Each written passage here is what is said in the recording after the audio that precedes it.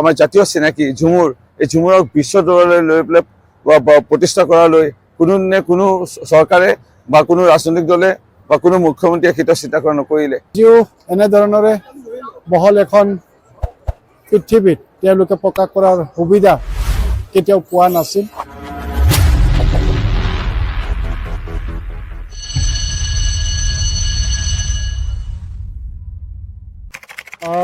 ঝুমৰ বিনন্দিনী এক ঐতিহাসিক মুহূৰ্ত।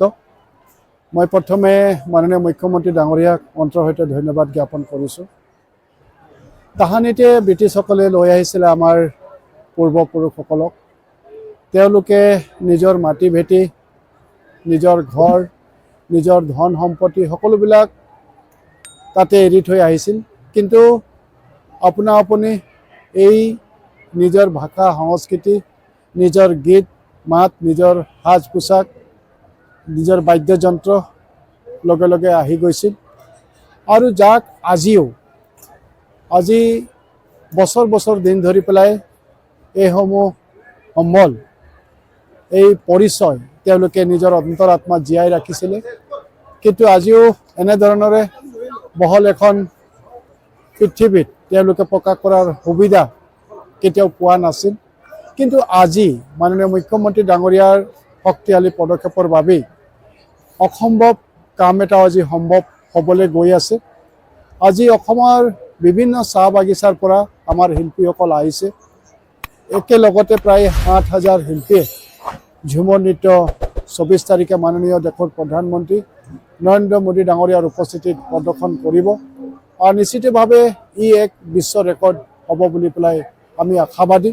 কিন্তু আটাইতকৈ ডাঙৰ কথা হৈছে যে আজি এনেধৰণৰ পৰিৱেশবিলাকৰ জৰিয়তে আমাৰ মাজত যি সমন্বয়, আমাৰ মাজত যি একতা, ই নিশ্চিতভাৱে অধিক শক্তিশালী হৈ উঠিব।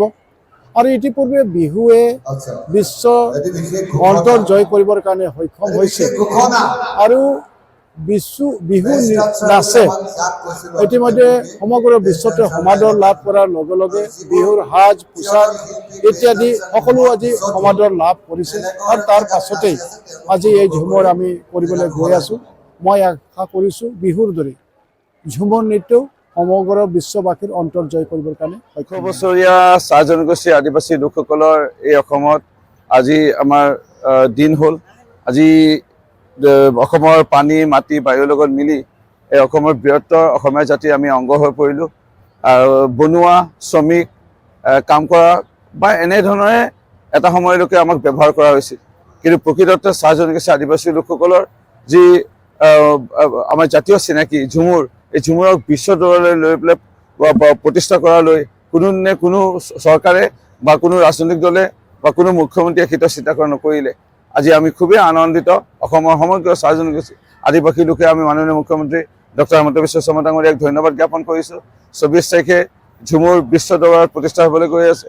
আজি ২১ তাৰিখ, আজি এটা সুন্দৰ অনুশীলন চলি আছে। এই অনুশীলনতে যিটো উল্লাস, যিটো আনন্দ, ২৪ তাৰিখে কেনে এটা ৰূপ হ'ব, ইয়াৰ ১০ গুণ অধিক হ'ব। মই খুবেই এক্সাইটেড হৈ আছোঁ। অসমৰ ৰাইজ এক্সাইটেড হৈ আছে।